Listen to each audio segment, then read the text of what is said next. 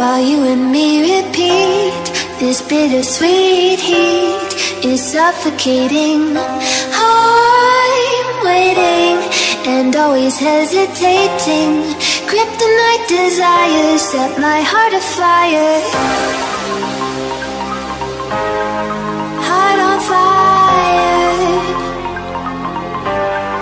Set my heart afire.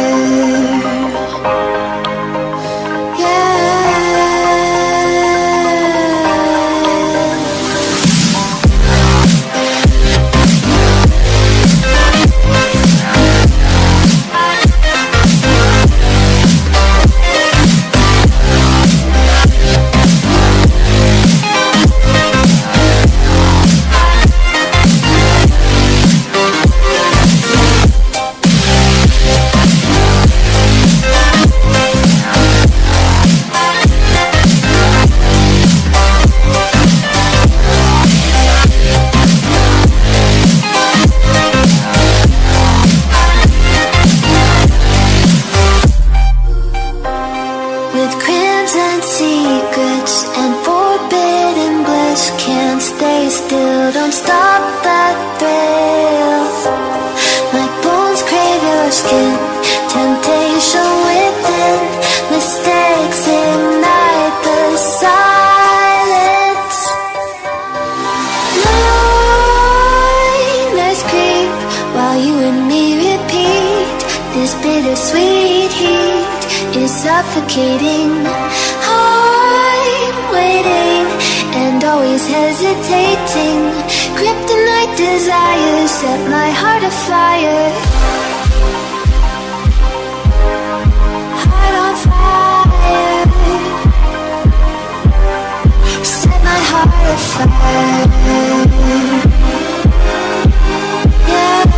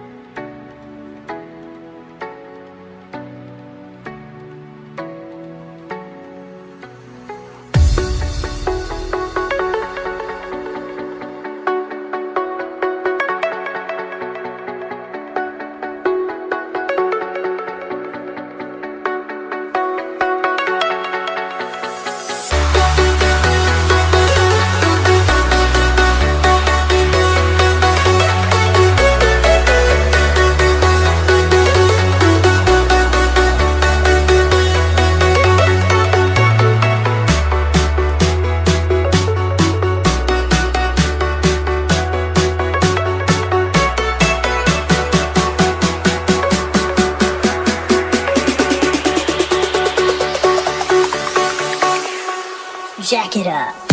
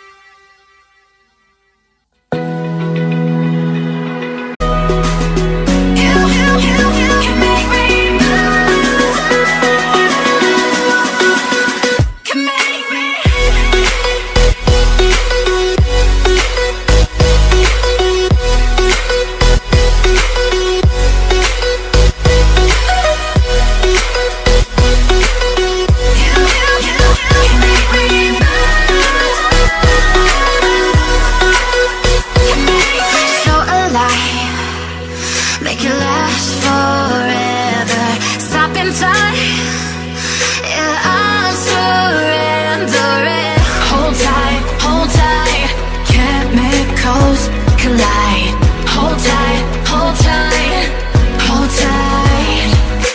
Dripping lights paint the skies, all because of you.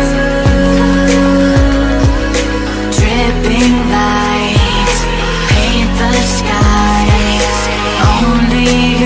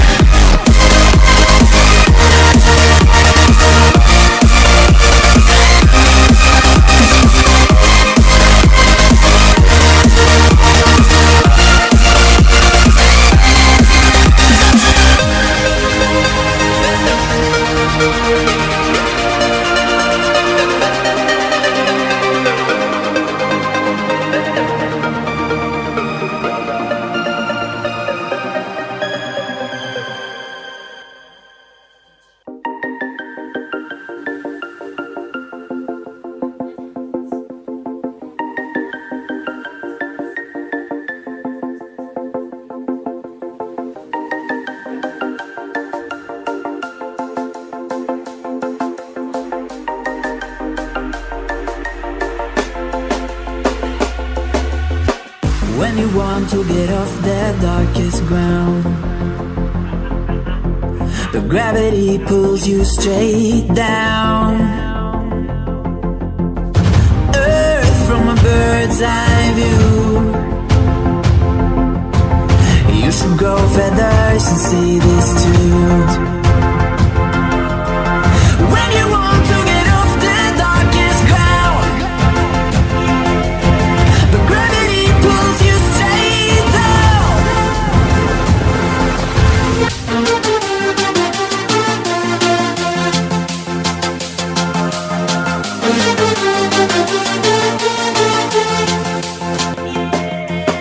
When you want to get off the darkest ground,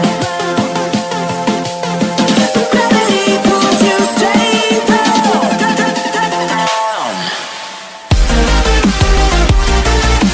Clear sky.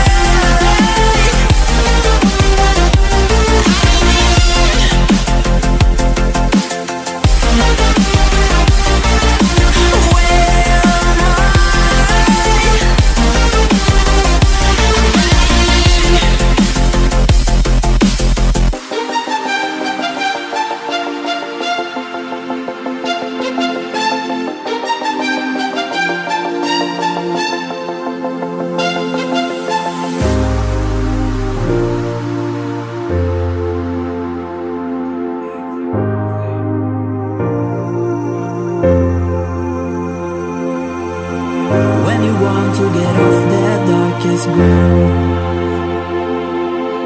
but gravity pulls you straight down. Earth from a bird's eye view. You should grow feathers and see this too. When you want to get off the darkest ground,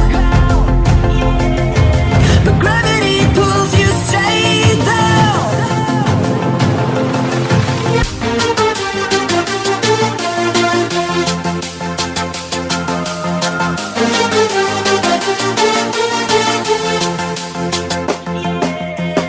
When you want to get off the darkest ground, but gravity pulls you straight down.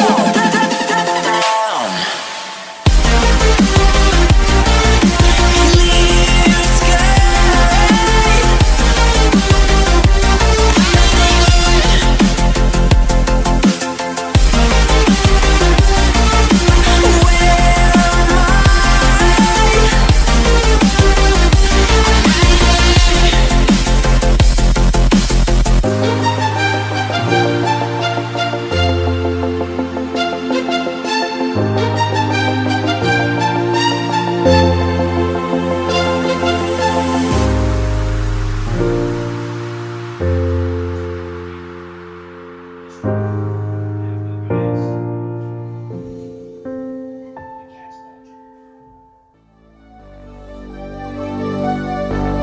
Fill me out with your smile.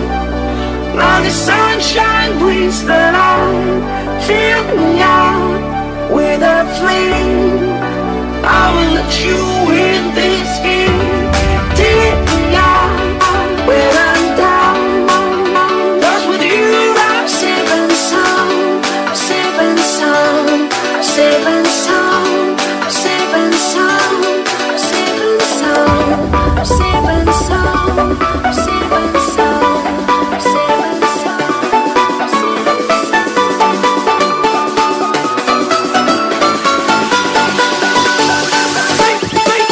sound.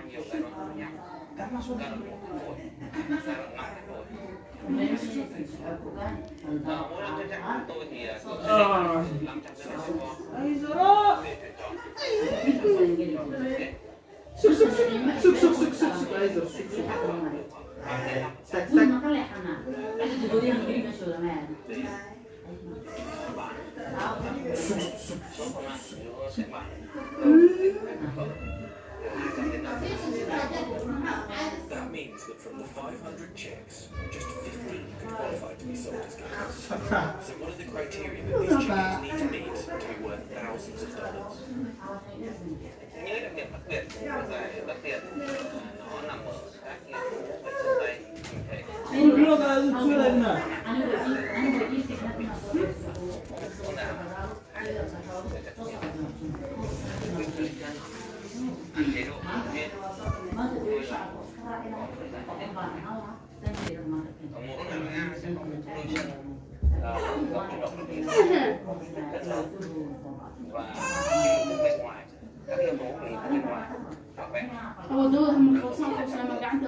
Now, many people listening, us included probably, will be doing a Zoom quiz on Christmas Day as opposed to, seeing friends, family. They're great fun for all of us. This will be a question. If you're writing a quiz, put it in. Scott McTominay today became the first player in Premier League history to score twice in the first 3 minutes of a match. It really was utter madness at Old Trafford, certainly in that first half. And that is a good quiz question. If you're writing one today and you've got some football supporters in the family, pop that in. That'll be a real successful question for you. Really briefly, Gabs, we've got a word to use, because if Scott Parker was in charge of Leeds United and they went to Old Trafford today, we'd be going, he's inexperienced, he's got no idea what he's doing. Because he's a beloved, legendary manager, you go, oh, well, there you go. But that was a shambolic performance from Leeds. It was. And the writing was on the wall, really, because as we said, the way Leeds play against every single team, at times that's going to happen.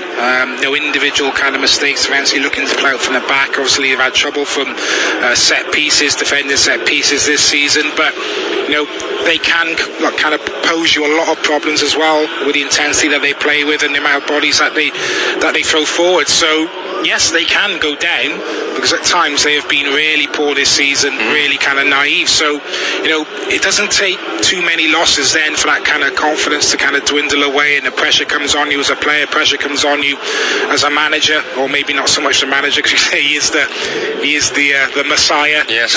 But it's very easy in this league, it's a very competitive league, to get on a bad run of results. So Leeds will have to be careful, but you'd feel the way they play, Tom, they're going to pick up enough points as well to just about be okay. Elsewhere today, Leicester have gone up to second in the Premier League table following their victory at previously high-flying Tottenham Hotspur, who have now lost 2 in a row. It was watched for us by James Fielden.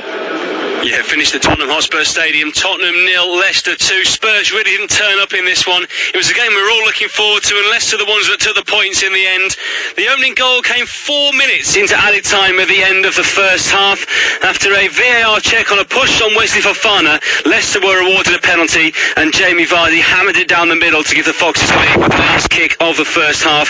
Gareth Bale came on for the second, replacing Tongi and Ndombele, but really didn't make an impact to the man on loan from Real Madrid.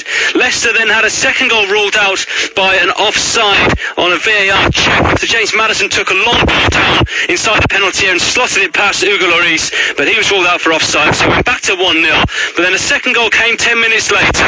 A ball in from the left-hand side was deflected into his own net by Toby Alderweireld, and that gave Leicester the second goal and the cushion they needed to go on and get all 3 points. After that, Spurs threw on Harry Winks to try and give them something extra in midfield, but really didn't create anything. Harry Kane was disappointing. Son Heung-min really didn't have any chance to run forward with the ball on any given occasion, and overall Spurs were just flat. Turned up with a really, not negative side, but a side which didn't really have too much attacking flair in it, and ultimately didn't really test Kasper Schmeichel at all, bar a Son Heung-min header, which was expertly saved by the Denmark international.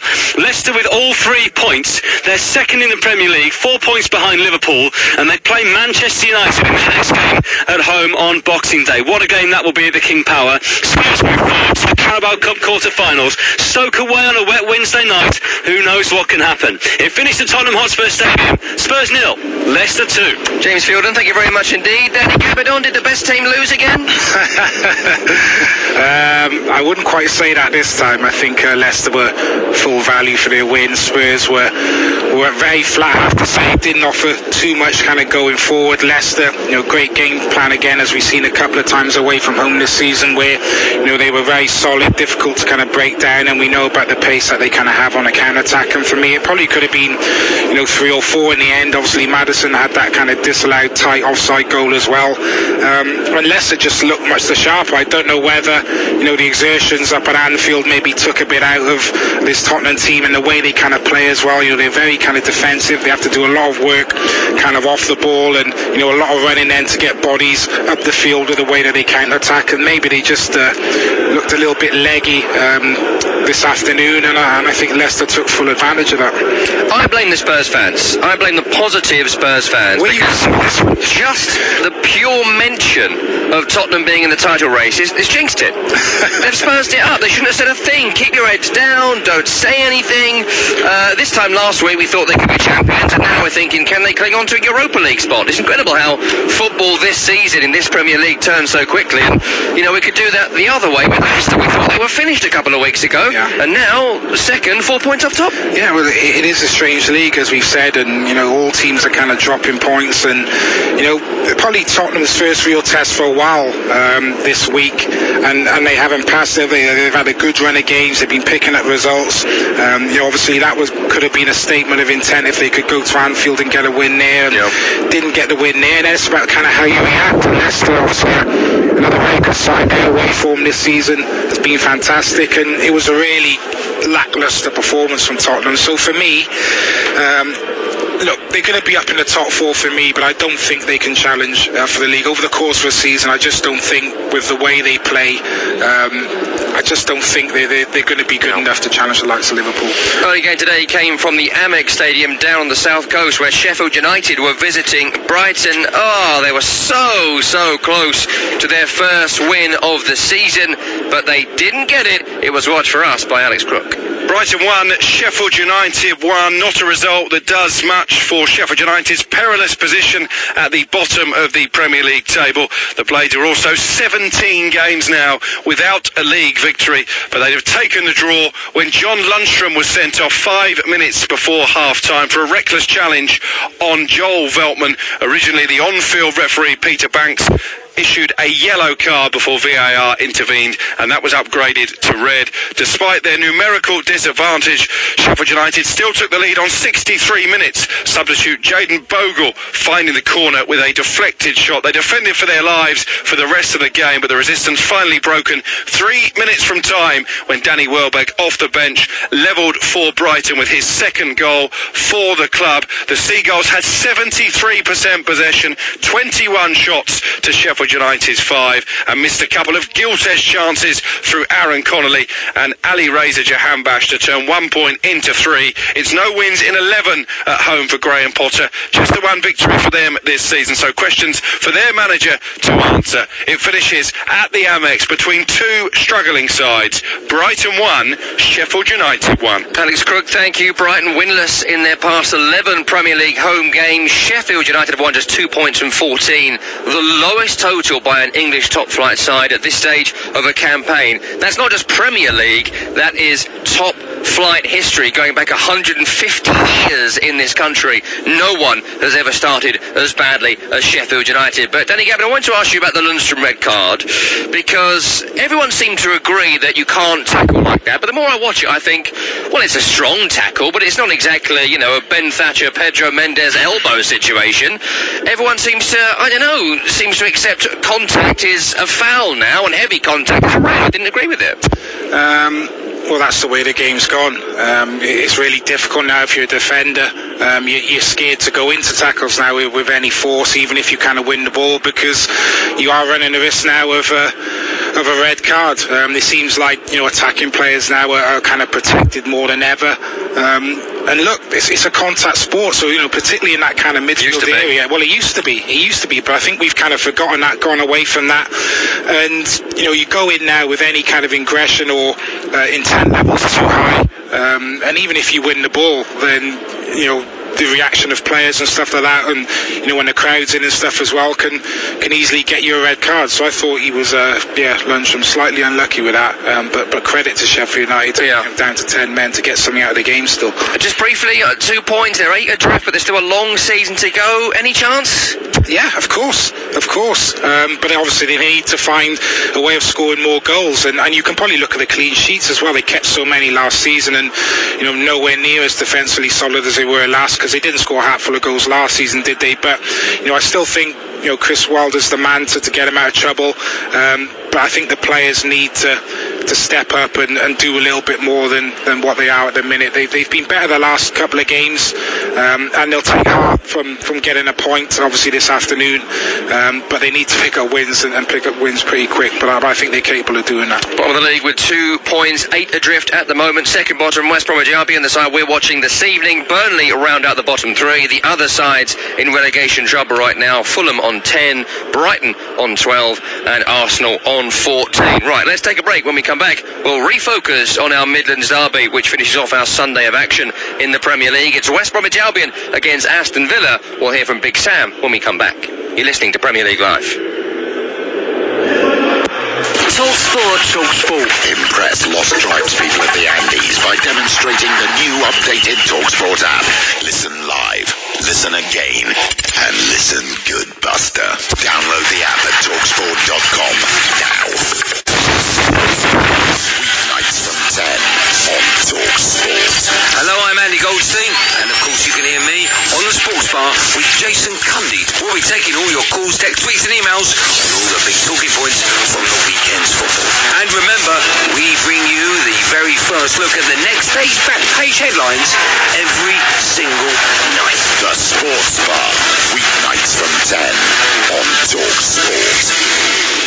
TalkSport. Catch up and listen up without having to cough up. It's free. Go to TalkSport.com and download the app today. Or don't. Your choice entirely. Hello, Jim White here. Now, if you're wondering about all the background hullabaloo, I'm helping out as lifeguard at the brand new TalkSport swimming pool. Goff, no running there, boy. But never mind that. Join me tomorrow morning from 10, when I'll be up to my neck in the warm, chlorinated waters of the day's biggest sports stories. Come plunge with me, Jim White, straight in at the deep end of the action. Weekday mornings from 10 on TalkSport. Driving home with Darren Goff and Gunner, a sporting legend and an angry sports journalist who'll pick a fight with anyone. Just really winds me up. Absolutely unbelievable. To say I'm angry is an understatement. Adrian Durham, what an absolute clown. Dynamic, double strength drive time radio. Shall I stay? I don't like listening to him. I'll turn off. Do you want me to stay? Adrian Durham and Darren Goff. He's an idiot. Right, hands up, who wants me to stay? Drive time radio. I don't have to. Weekdays from 4, only on TalkSport. Paul Hawksby and Andy Jacobs on Sport. TalkSport.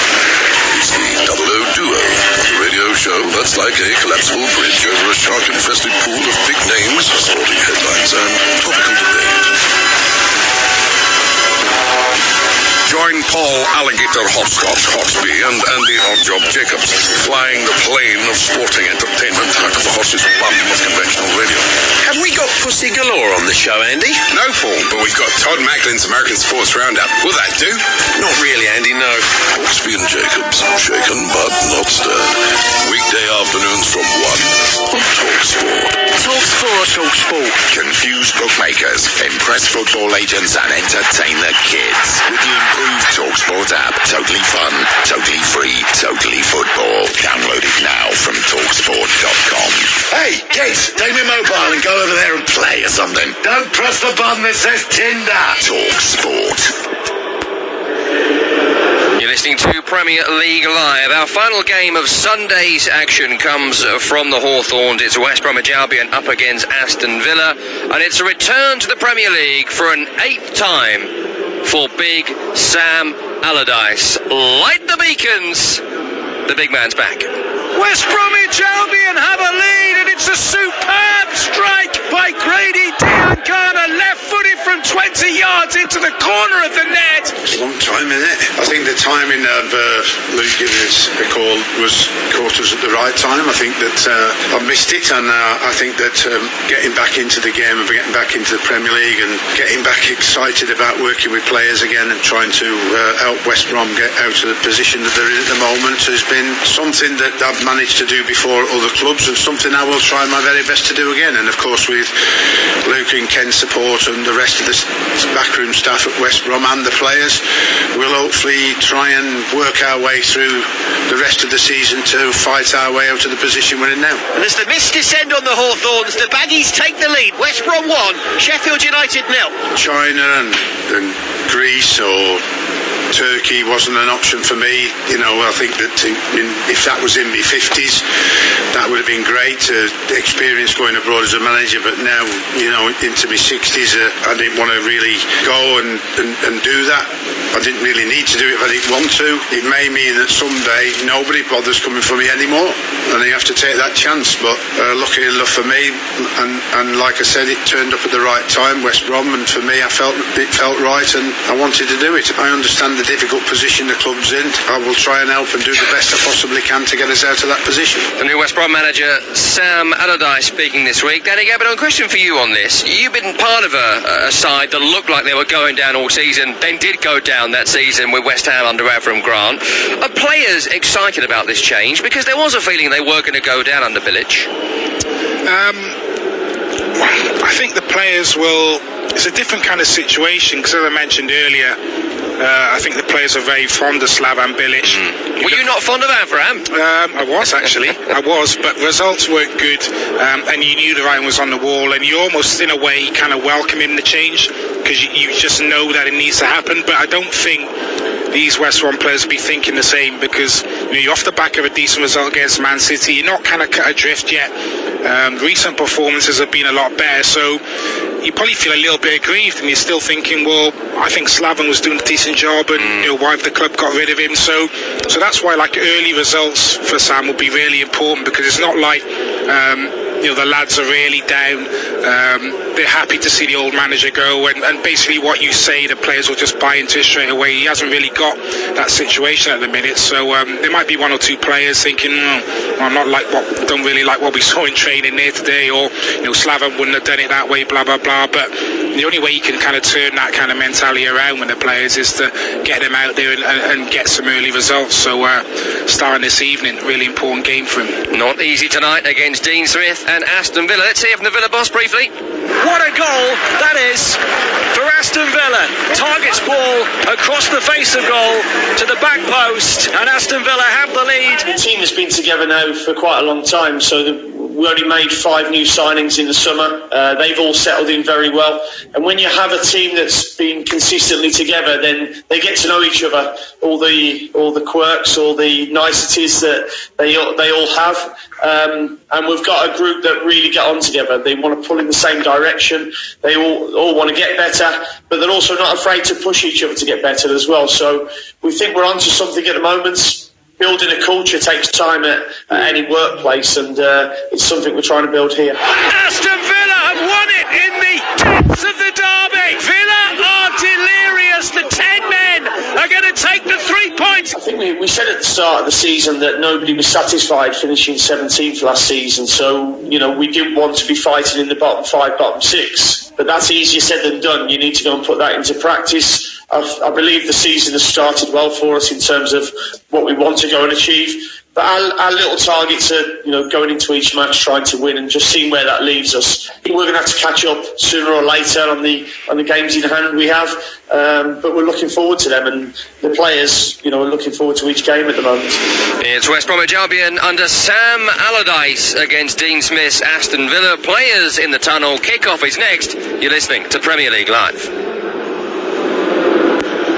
Evenings with James Whale on Talk Radio.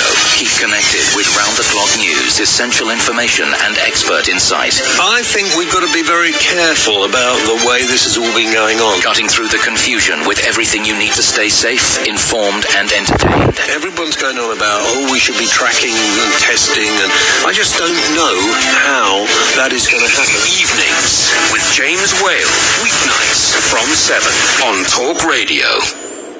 In a world of 24/7 global sportscasting and instant news infotainment, one man bestrides the airwaves like a snow-capped Caledonian colossus.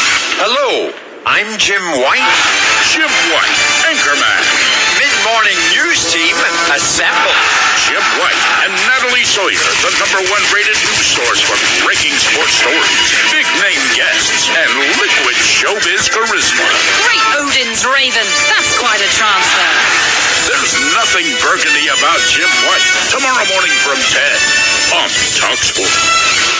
In the spring of the year 2020 AD, a deadly enemy rages like a torrent of fire between the ends of empire. My name is Maximus Talksportus Pandemicus, gladiator of the sports radio.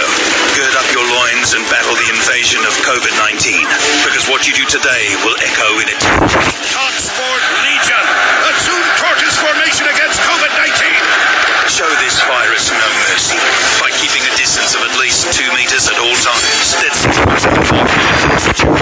Together, Legion, Talksportus can defeat it. TalkSportus, Maximus. On my signal, unleash hand sanitizer.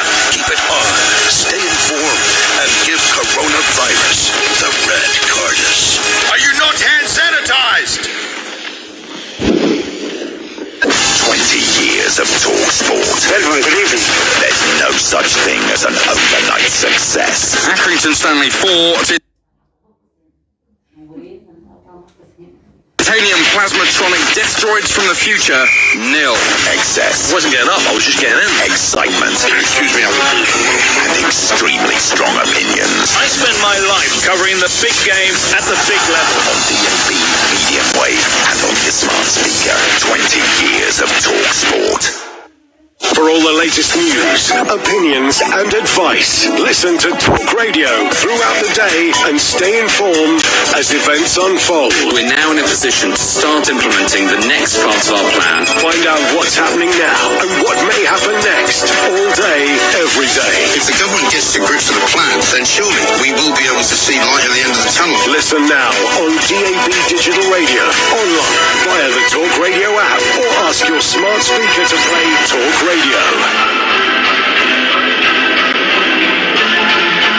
You are listening to TalkSport's coverage of West Bromwich Albion against Aston Villa from the Hawthorns. I'm your host Tom Rennie. Alongside me for this run, the former West Ham, Crystal Palace, and Albion defender Daniel Gabidon. This is Premier League Live, and for the 8th time, Sam Allardyce is a Premier League manager. After his time at Bolton, Blackburn, Newcastle, Crystal Palace, Sunderland, West Ham and Everton, Big Sam makes another return to the big stage.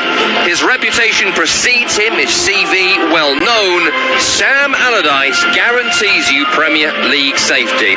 He's never been relegated from this division, a legacy he says it would kill him to lose. English football's Red Adair has been brought in to douse the flames of relegation once again in what may be his toughest job yet. As for Aston Villa, they have fond memories of their last trip here. Despite losing on the night, they went on to win their Championship playoff semi-final on penalties on their way to promotion. Tammy Abraham, the hero for Dean Smith's side that night. And Villa are ending 2020 in fine form with 4 home wins and 6 clean sheets, added to some big scalps collected, including Arsenal and Liverpool. This is a side to be feared this campaign. It's a Midlands derby that might not have supporters, but has plenty riding on it. Let's get to the team news, starting with West Brom. Allardyce's first 11, the same as Bilic's last 11. Sam Johnston in goal. Back 4 left to right of Kieran Gibbs, Dara O'Shea, Semi Ajayi and Darnell Furlong. In midfield, Romain Sawyers in the centre with Jake Livermore and Conor Gallagher, Grady Diangana and Matt Phillips looking to support Carlin Grant up front. 9 subs these days in the Premier League: David Button, Callum Robinson, Kamil Grzycki, Charlie Austin, Filip Kravinovic, Branislav Ivanovic, Kyle Edwards, Lee Peltier and Cedric Kipre are the matchday squad for Big Sam tonight. For Villa, 2 changes from their last game. Matty Cash and Douglas Luiz no longer suspended, so they come back into the side. El Mohammadi and Nakamba drop out. Here is the 11, starting with Martinez in goal. Back 4 left to right, Matt Targett, Tyrone Mings, Courtney Hawes and Matt Cash. Douglas Luiz and John McGinn in the centre. 3 behind the striker. The 3 are Bertrand Traore, Jack Grealish and Anwar El Ghazi. The striker is Ollie Watkins. On the bench, Jed Steer, Neil Taylor, Conor Howrahan, Marvellous Nakamba, Bjorn Engels, Frederick Gilbert, Akbar El Mohammadi, Keenan Davis and Jacob Ramsey. Martin Atkinson is our referee and Darren England, the dreaded VAR. 1 minute gone here at the Hawthorns. Aston Villa on the ball. Claret blue shirts, blue shorts and blue socks. They kick from right to left as we look in this first half. West Brom the other way with the kit that it's impossible to read the numbers and name from the back of. It is navy and white stripes, white shorts and navy socks. But which player is which? I'll leave to your imagination. Know your players, Tom. Know your players. I recognise their haircuts these days. That's what I write, not their numbers. That's what their hair looks like. And never again should we question the Premier League website, because Jack Grealish is starting as a number 10. Anwar El Ghazi is off this left-hand side. Bertrand Traore is off the right. Jack Grealish playing bang down the middle in that number 10 position. So, a high ball here down the left channel here for West Bromwich Albion. Emiliano Martinez has come to his line, and he's actually handled that just outside the area. It's on the side of the area, so I don't think Carlin Grant would have had too much advantage. But that's deliberate handball and should surely be at least a yellow for the goalkeeper here. Yeah, I don't know what he's doing here, Martinez. Ball in behind. I think it's Carlin Grant just getting in behind Courtney Horse and feels he needs to come across and try and gather the ball, but almost can't halt his momentum. Almost goes outside the 18-yard box and catches the ball. It's a definite free kick. But he hasn't been yellow carded, I don't think. Nothing's come into me here. I didn't see it. You didn't see it either, so he can't have been. Well, that's somewhat surprising. That's a clear, deliberate handball. An outfield player would surely have been yellowed in that scenario. Anyway, good chance of West Bromwich Albion here, 2.5 minutes in, left-hand side, right on the corner of the area. Diangana and Phillips are over it. They've sent lots of bodies forward in the box. Low ball comes in, cleared away at the near post. Matt Targett with the blast upfield. Forward by O'Shea, cleared away again by Villa. This time Cash up in the air, but an Albion player was offside. League's most fouled player. He's been down twice already, Tom. Yes. The stat tells you he's the most fouled player. How many times he's actually fouled is a subject of conversation that we haven't got time for as yet. High ball to Watkins, headed back to Traore, corner of the area, right hand side, dummies to step over, then crosses deep, lovely ball in, and it's an early goal for Aston Villa. Turned home with the back post by Anwar El Ghazi. It was really lovely play by Bertrand Traore, winger to winger, and El Ghazi just sneaks in round the back and pokes home. Bad start for Big Sam. It's 1-0 Villa. And I tell you what, Tom, it's a great finish. Makes that easier than it was. El Ghazi on that far post. It was awkward. It was a tight angle. Actually comes from Wolverhampton Wanderers to get Villa the win there. Something that Tyrone Mings took to social media about, to say that people should show Anwar El Ghazi more respect. Well, he'll certainly get it if he keeps scoring goals like that. His side lead. West Brom looking to get back into the game instantaneously. Long throw from Big Sam's West Brom. Furlong into the area, breaks to Phillips. Going to be thrashed away by Villa around the penalty spot. Up towards Watkins. Being cleared away for a second time, this time by Matt Targett. Left to right over the halfway. West Brom had sent a lot of bodies forward, and that's allowed some space here for Bertrand Traore, who's being tripped over here by the retreating Grady Diangana, and that's a free kick just over the halfway. It's just a punt forward, really, aimlessly, and a lot of space there for Bertrand Traore to get onto the ball, and Diangana there just on the recovery run. It's a lovely chop back inside there to draw the foul. Well, Villa are in good form, and they fancy this here, make no mistake. Looking to get back up into the Premier League's top half. Deep ball in towards the penalty area where Courtney Hawes had gone forward, but that's not going to make the central defender. In tonight for Esri Konsa, who remains out unwell. Apparently was assessed before today's game and didn't feel physically up to playing, so Courtney Hawes continues in the centre of defence. 7 minutes gone. Here's the goal scorer, Anwar El Ghazi. Outside of him now is the skipper, Jack Grealish. Outside of the right boot pass onto El Ghazi, end line left-hand side. Left-footed cross towards Traore, cleared away. Not very well by Kieran Gibbs. Recovered, though, by the experienced Livermore, who doesn't panic on the edge of his own penalty area and finds a teammate with the pass. They're now playing the ball around their own back line here, West Brom. That's maybe more of a Bilic thing than a Big Sam thing. Closed down by Villa, goes for a throw to Albion. Yeah, I think Big Sam will be probably pulling his hair already in his opening minutes with the alarming ease in which Villa are getting behind this West Brom team. And I think with the goal, you just saw the beauty of a kind of a left footer playing on the right hand side.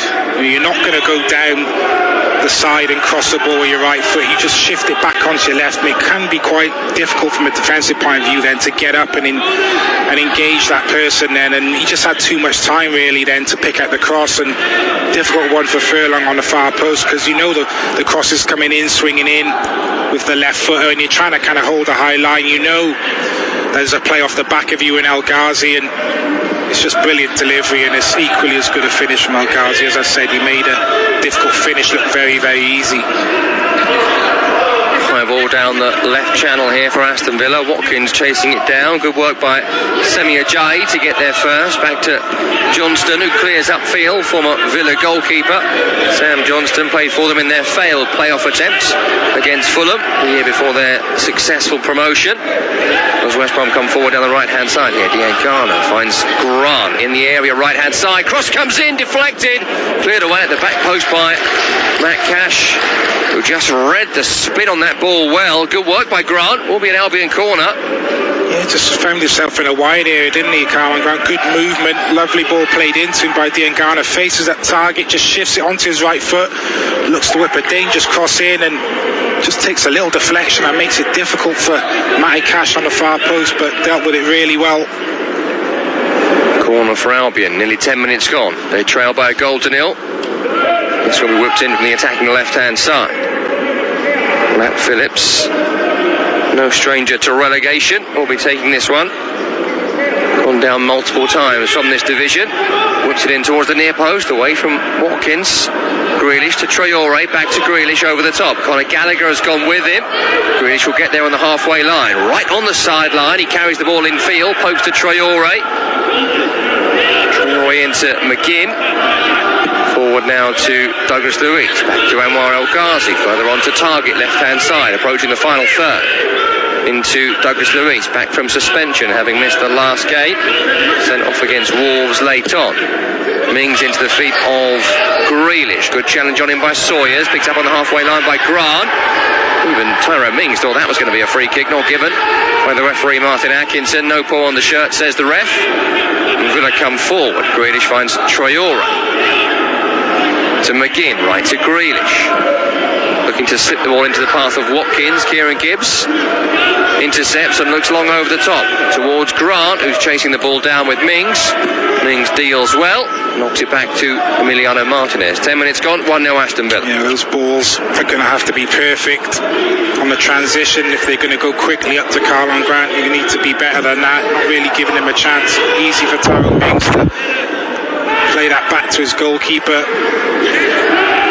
Touched inside by Douglas Luiz, doesn't find its target. Intercepted by West Bromwich Albion. Over on the far side, Diangana and McGinn battling for the ball, and McGinn wanted it more, and he's away from Gallagher too, and he's in the area here. John McGinn, Diangana gets back at him, and West Brom smuggle the ball away just about. Only as far as Grealish, playing in that number 10 role, wearing the number 10 shirt. It's right to Traore, running at Gibbs, edge of the area. He's got a lovely left foot, languid style, tall player for a winger, Traore. Can be a tricky customer, but he finds a short pass this time to John McGinn into Grealish, who wants a free kick. Of course he does. He doesn't get one this time. Spends more time diving than Tom Daly, Jack Grealish. Clipped forward towards Sam Johnston, and Villa didn't kick the ball out, so there's no reason for West Bromwich Albion to here, as the Albion keeper has it. I just feel like he goes down every time. Every single time there's contact, he feels he has to go down. Down three others who just like every time they lose the ball or get rid of the ball to someone, they think they might be able to win a foul, and it obviously works. He is statistically the most foul player in the league, 53 times going into this weekend. So he gets the free kicks, but there is no foul there. No. Well, the ball's come into him there, and he's laid the ball off first time, and he could have just spun there, and obviously could have been making his way into the box, and a chance could have been created, but he lays it off, feels a little bit of contact, goes down, and would actually prefer to get the foul than actually let his team carry on and possibly create a chance off the back of it. It's just annoying for me, because he is such a good player, but it just does block his CV a little bit, what he does, doesn't it? Well, Dean Smith took umbrage when someone from the West Ham bench called Grealish a diver in their meeting at London Stadium a couple of weeks ago. But then you watch the game against Wolverhampton Wanderers, where both Douglas Luiz and Jack Grealish dive simultaneously in synchronicity, and you tend not to think otherwise. They are good footballers. There's no reason to keep on doing it. Here they are again, looking for a free kick. Ollie Watkins asking for it, and it's got to be part of the tactics, right? It has to be. They've got to be told to do it. This can't just be a natural thing, natural phenomenon. I think it's just the individual. He's always kind of been that way, Jack Grealish. Watkins, Douglas Luiz. Every time they lose it, they look for the free kick. Well, I think it's the game in general a little bit. Diving has become a big part of the game. You see a lot of players kind of do that now, and trying to buy free kicks, getting players sent off, and well, it works, isn't it? It's something that the Premier League should be addressing. There's other things that they're trying to deal with which are not as important, and for me that diving aspect is a big part of the game that we should look to kind of stamp out. Away from that, Villa on the ball down the right hand side. Traore running at Gibbs, midway inside Albion territory. Infield goes short to Grealish, who's dictating play from that number 10 position this evening, right to Cash, into McGinn. Lovely ball slipped down the line to Grealish, who's made a run. Grealish goes back to McGinn, into Traore, back to Grealish, playing some lovely stuff here, Aston Villa. McGinn, bit of space for him to exploit, running towards the penalty area, bit of space, takes a drive. Well, he got hold of it there, John McGinn, always rising. I don't think Sam Johnston was overly concerned, but he had lots of space and time there. John McGinn, that'll be a worry for Big Sam. Yeah, good patient kind of build-up play from Aston Villa, and it will be a worry for Big Sam, because a lot of space in that kind of midfield area. The movement of Aston Villa, Grealish in particular, causing West Brom a lot of problems, and it's 3-3-3 really in that midfield area, so West Brom shouldn't be allowing as much space as they are, but McGinn with a strike from distance there, decent effort, just always rising over the bar. 15 minutes gone, West Bromwich Albion 0, Aston Villa 1 on Premier League Live. Ball with Jack Grealish here, who's gone in between O'Shea and Sawyers, and he's found a pass to Watkins in the area. Carries it out to the right hand side, couldn't keep his feet, and that's a let off there for West Bromwich Albion. Players getting each other's way, and they know each other well. It's not like Sam's picked a new team here. It's the same 11 that played against Manchester City. We're just getting a replay here of the chance for Watkins. I think if there was any sort of challenge, he might have gone to ground there, but just a stumble. We won't say dive this time.